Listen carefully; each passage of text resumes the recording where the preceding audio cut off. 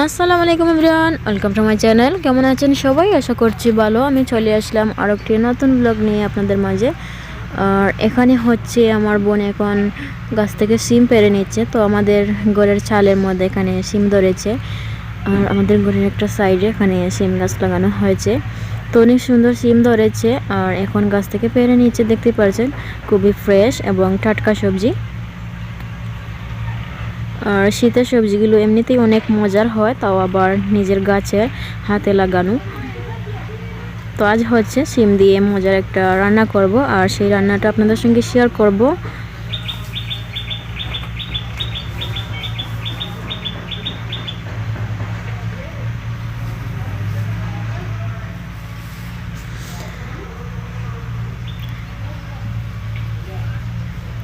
তো এই দেখতে পাচ্ছেন সিম গাছ।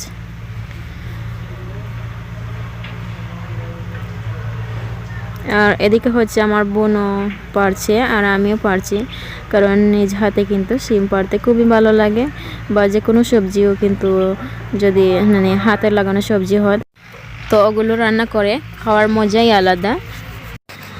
তো যারা আমার চ্যানেলে নতুন, এখন আমার চ্যানেলটি সাবস্ক্রাইব করেননি, প্লিজ করে নেবেন। পাশে থাকা বেল বাটনটি অবশ্যই অন করে রাখবেন, নতুন নতুন ভিডিওর নোটিফিকেশন চলে যাবে আপনাদের মোবাইলে।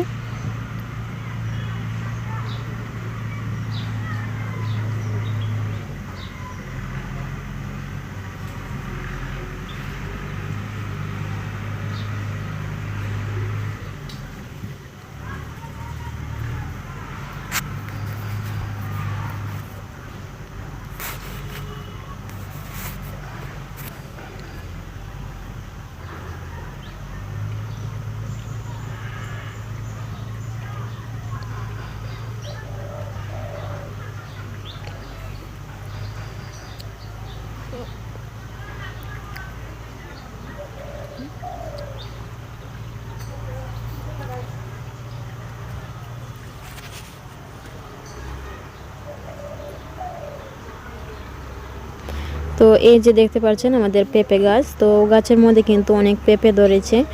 আর এই কয়দিন যাবৎ কিন্তু পেঁপে খাওয়া হচ্ছে না, সেজন্য খুব বেশি গাছের মধ্যে পেঁপে ধরেছে। তো এই তো সিম নিয়ে চলে আসলাম এখন ঘরে, আর আমি এখন সিমগুলো বানিয়ে নিচ্ছি। আর আমার ওগুলো বানাতে কিন্তু খুবই ভালো লাগছিল, কারণ খুবই টাটকা, এখনই গাছ থেকে নিয়ে আসলাম যেহেতু।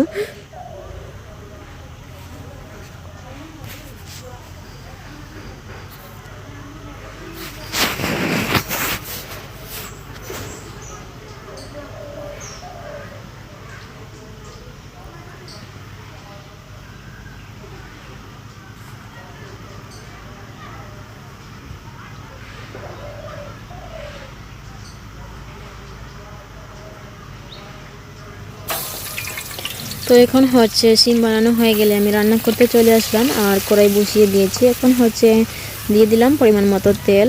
তেলটা গরম হওয়ার পর দিয়ে দিয়েছি এখানে রসুন কুচি 1 টেবিল চামচের মতো। দিয়ে দিলাম এখানে পেঁয়াজ গ্রেট করা।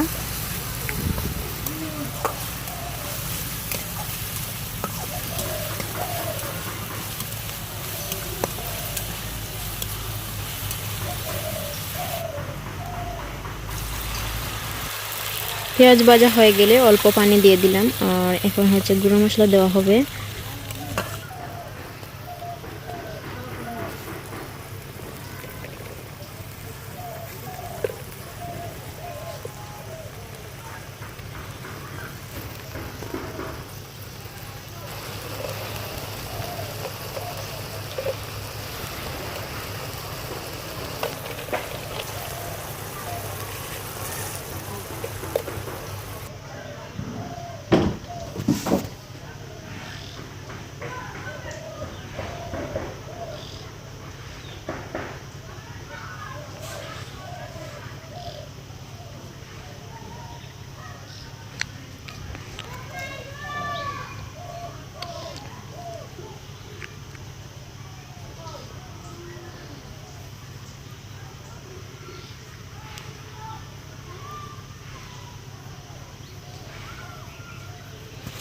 মশলাটা আমার কষানো হয়ে গিয়েছে, আর এখানে সব কিছু গুঁড়ো মশলা দেওয়া হয়ে গেলে দেখতে পাচ্ছেন কষিয়ে এখন হচ্ছে শিম দিয়ে দিচ্ছি।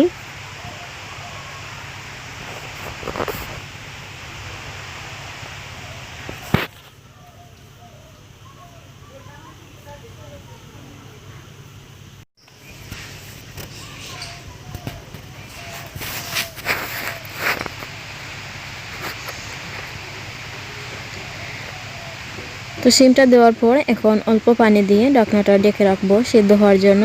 আর এগুলো সিদ্ধ হলে কিন্তু মানে কমে যাবে, দেখতে পারবেন।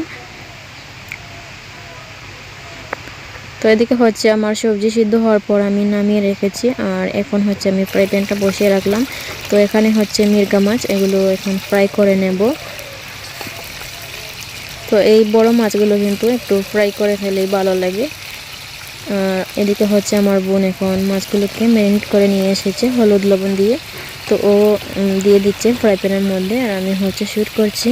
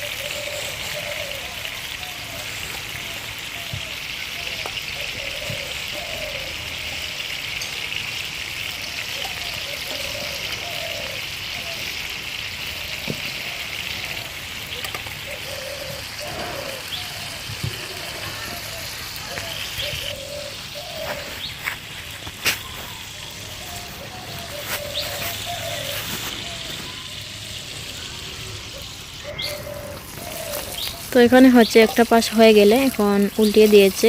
আর এই তো হয়ে গিয়েছে ফ্রাই করা, এখন নামিয়ে নিচ্ছে এক সাইড থেকে।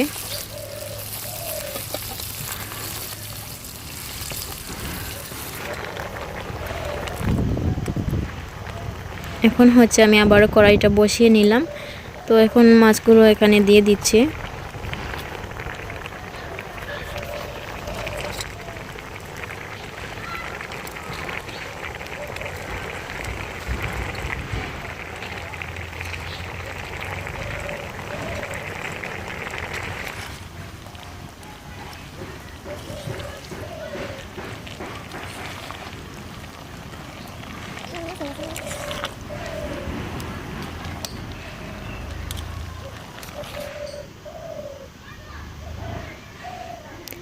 তো আমি আবারও একটু জল দিয়ে দিলাম। আর এখন হচ্ছে আমি সবশেষে ধনেপাতা ছিটিয়ে আরও কিছুক্ষণ তরকারিটা কুক করব, আমি তারপর নামিয়ে নেব। আর এই ফ্রেশ সবজি রান্না করতে খুব বেশি একটা সময় লাগে না। তো আলতো হাতে একটু নেড়ে দিচ্ছি।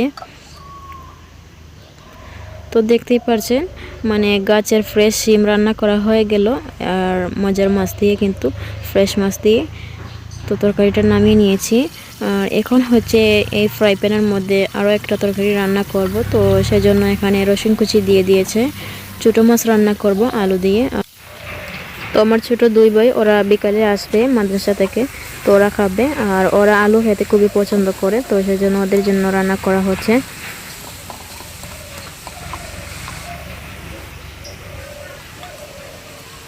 দিয়ে দিয়েছে এখানে কাঁচামরিচ ফালি।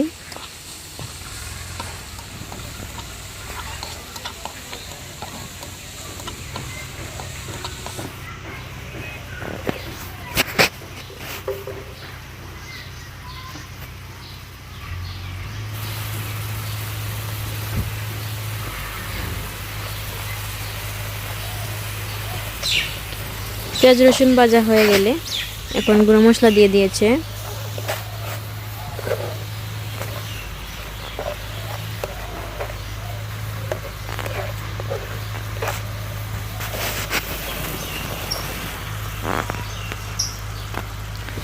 মশলাটা কষিয়ে এখানে হচ্ছে আলুটাকে মানে একটু লম্বা লম্বা করে কেটে নিয়েছিল। তো এখন সেই আলু দিয়ে দিল।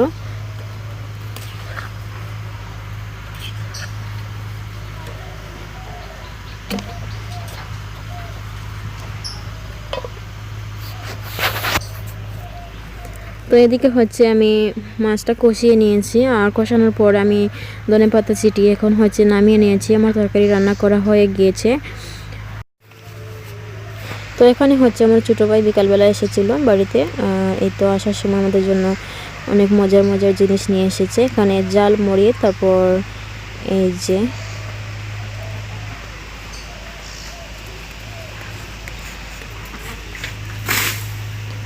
এই তো জালমুড়ি আর অনেক কিছু নিয়ে এসেছে।